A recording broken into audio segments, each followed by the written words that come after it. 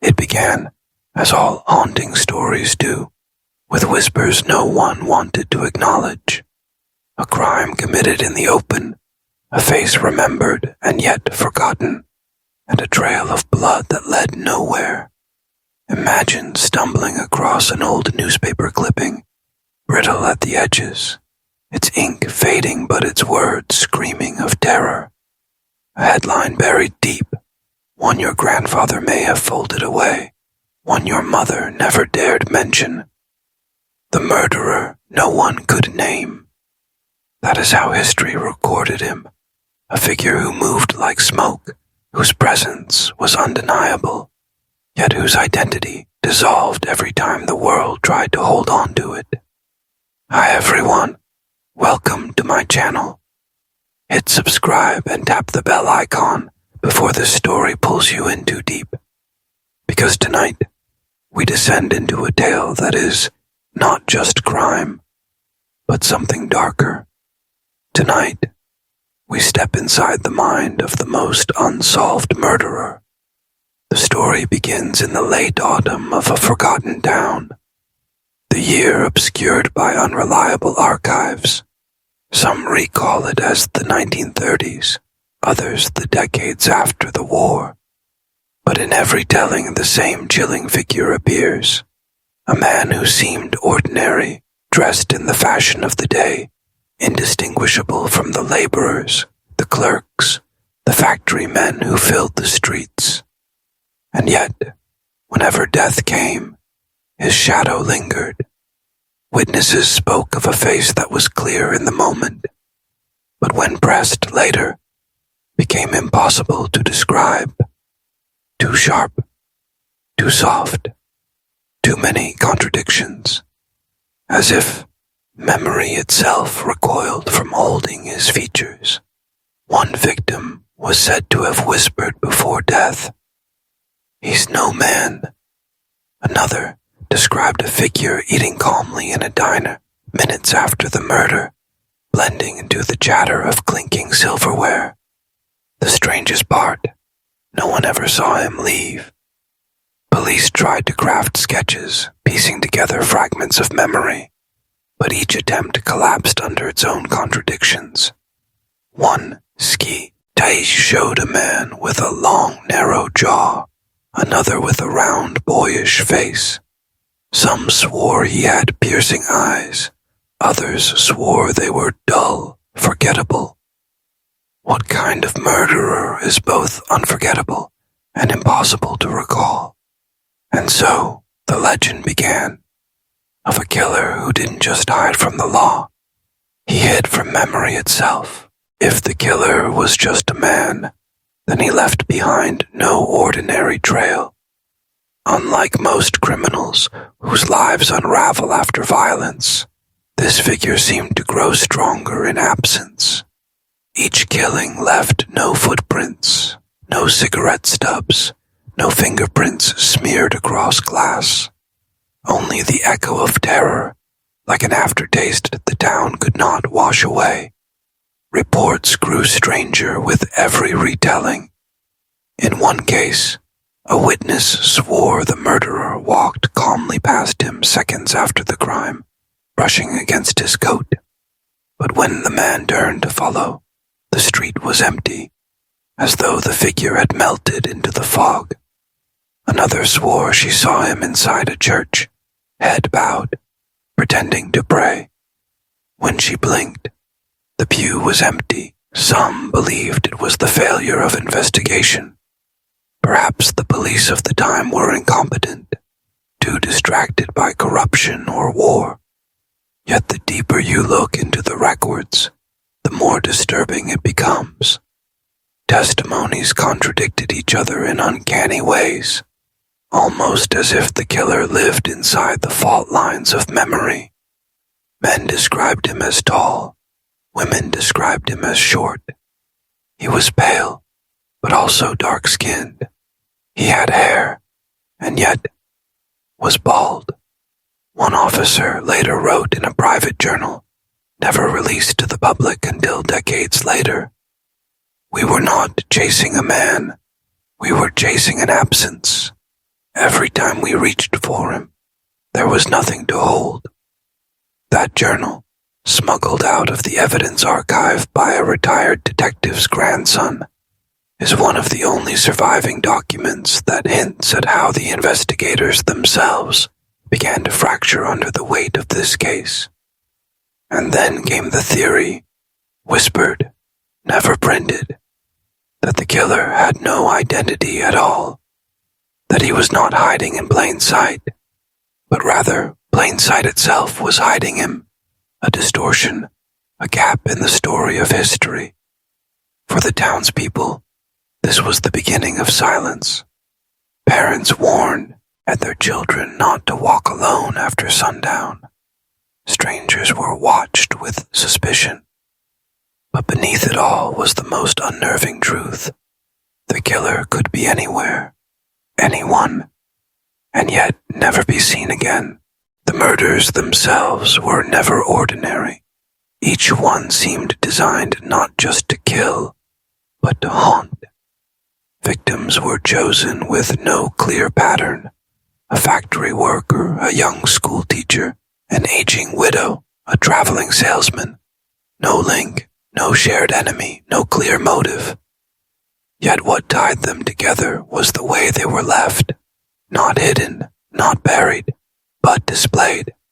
Bodies were found in plain view. On doorsteps, in alleyways, once even in the center of a town square just before dawn. Almost as though the killer wanted them seen, wanted the fear to spread like infection. Some described it as ritualistic. Others said it was mockery, a direct challenge to the authorities. But one thing was certain.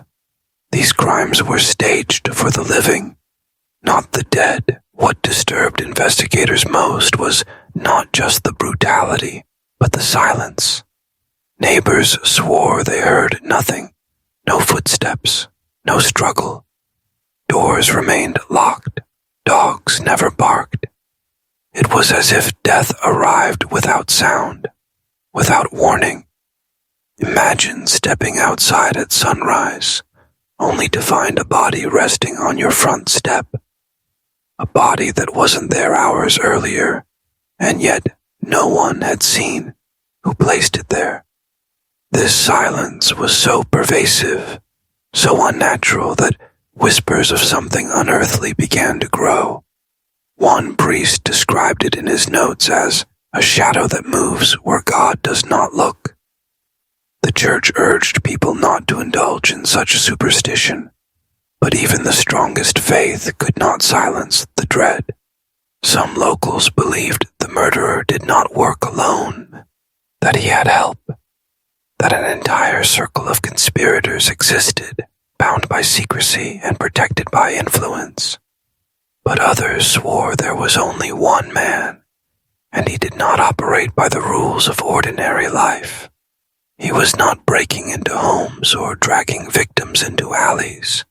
He was stepping into places unseen, as if reality itself opened to him.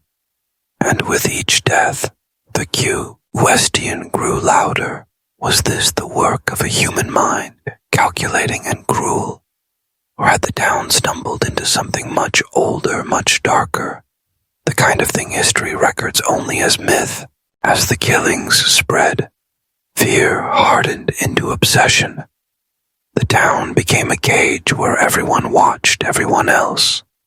Friends looked at one another with suspicion. Families locked doors not just against strangers, but against neighbors they had known for decades. Rumors flourished that the killer was a drifter, a traveling worker, a soldier returned from war, perhaps even a priest gone mad. Yet no matter how many faces were accused, no one was ever caught. Investigators believed they were closing in more than once. A man detained at the edge of town was questioned for 3 days, only for witnesses to swear he looked nothing like the killer they remembered. Another suspect, a local shopkeeper, was nearly lynched when a grieving father pointed him out in rage. But in every case, the evidence unraveled, every certainty dissolved. It was as if the killer thrived on being mistaken, feeding on doubt itself. And then came the diary, a weathered leather book discovered in a boarding house room long after the tenant had fled. Inside, crude drawings and fragmented sentences filled the pages. They don't see me. They never will. I am already behind their eyes. Police never confirmed the diary's authenticity. Some argued it was the work of a madman with no connection to the murders. But others swore the handwriting matched letters once delivered to the families of victims, letters that vanished from evidence before trial. The diary was a revelation, not because it gave answers, but because it gave shape to something more terrifying, that the killer was not merely a man who murdered, but a man who watched. He understood his invisibility, and he weaponized it. A former detective, broken by the case, described it in one chilling line. He was always there. You just couldn't prove it. And so the mind of the murderer revealed itself not through capture, but through absence. The diary whispered what witnesses could not explain, that the killer did not simply vanish into the night. He vanished into you, into the eyes that saw him, into the memory that failed to hold him, into the cracks of a town that wanted to forget. The diary marked a turning point, but it did not stop the killings. If anything, they became bolder, more theatrical, as if the murderer wanted to prove that every attempt to catch him was nothing but a game. The town square, once a place of markets and laughter, became a theater of dread. A body left beneath the clock tower. Another slumped against the door of the courthouse. The killer had shifted his stage from the shadows into the very heart of the community. And yet, no one ever saw him come or go. The streets were patrolled. Police stationed themselves near likely targets. Citizens formed watch groups, carrying lanterns through the night. Still, the murders continued, slipping through the net as though the killer existed in a time slightly out of step with everyone else. One chilling rumor emerged, that the killer sometimes stood among the crowds gathered around his victims, watching with morbid delight as panic spread. Several witnesses even swore they saw a man smiling faintly, eyes fixed on the horror before him. But when they turned to confront him, he was gone. The psychological toll was immense. Suicides rose, families fled. The town's once thriving economy withered as travelers avoided it, afraid of stepping into the path of something unspeakable. Historians later argued that the killer was not just murdering people, he was murdering the town itself. And then there was the night of the fire. An entire boarding house went up in flames, killing 7 inside. Authorities suspected arson. Among the ashes, a single charred scrap of paper was recovered, on which faint writing could still be seen. Not even fire will reveal me. Whether the note was truly left by the killer or planted later remains unknown, but the symbolism was clear. He had erased not only lives, but evidence, ensuring his mystery burned brighter than any truth. The people had begun to understand something that would haunt generations after them. They were not living with a man who killed. They were living inside his performance, a stage play of fear, where every scream was part of the script, and the audience could never leave. By now, the murders had become more than a crime spree. They were a myth being written in real time, a legend carved into the bones of a living town. Parents told their children not to look strangers in the eye, lest they see something they could never forget. People began painting strange symbols on their doors, hoping to ward off a presence that could not be named. Fear had taken on its own ritual. The police were broken men. Reports show officers resigning in waves, some abandoning their posts without explanation. Others wrote confessions in the margins of their logbooks, confessions not of guilt, but of helplessness.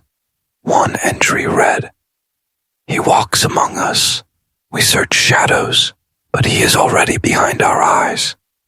That line, eerily similar to words found in the diary, raised suspicions that the killer's voice had infiltrated the minds of those meant to catch him. And still, the murderer seemed to escalate. One night, the church bells rang at midnight, though no one had pulled the ropes.